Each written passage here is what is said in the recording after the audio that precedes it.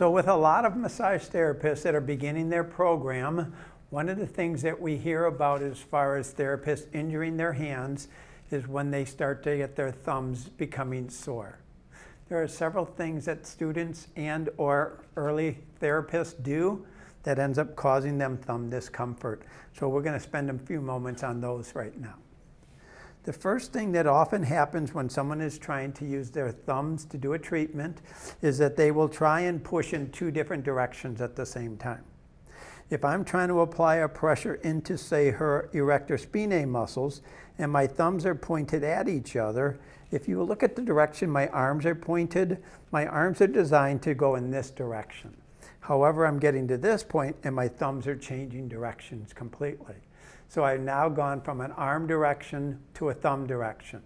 Now my thumb is still at a diagonal, but I'm trying to apply a downward pressure. As soon as I try and apply the downward pressure, my thumb is going to go into hyperextension at the distal joint. When it does that, it's also no longer designed to move in a cross fiber direction. So I'm now going to end up hurting my thumbs because of my improper techniques.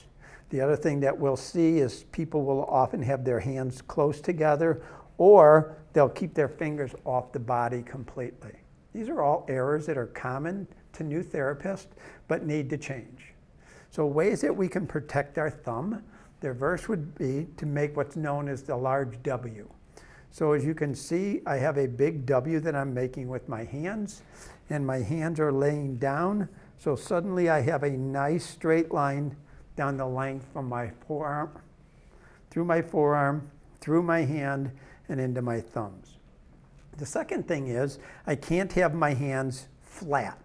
When my hands are flat, I'm not able to use my thumbs to apply downward pressure because this muscle is in the wrong position. So instead of my hands being flat, I'm going to go ahead and round them a little bit. I'm going to angle my arms. So you'll actually see my forearms are going to turn slightly upward, and my hands are now off of the body.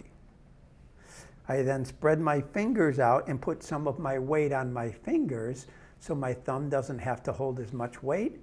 And then I push from my shoulders, from my elbows, from my wrist. My thumbs are not doing all of the movement. It's not this. This is just going to wear out my thumb. These are very small muscles in comparison to using my upper body muscles. So this is a technique using the W's when I'm trying to use cross fiber friction. And because again, I have this nice straight line coming right on down. I'm not collapsing my wrist because now you can see one angle, second angle. Because of the way we change this angle, it's not efficient for my thumbs. Upward angles, as soon as I lean down and into her, I'm going to hit her body and my pressure will automatically go in another direction. I don't need to force it.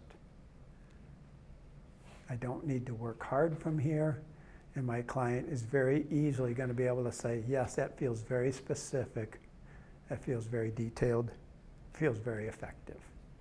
So a simple way to recap, number one, straight line from forearms through the wrist into the thumb. Use the large W. Do not massage with your thumbs. Instead, push your arms much like you're using a handsaw. That should protect your thumbs and allow you to have a nice, long, healthy career using your thumbs.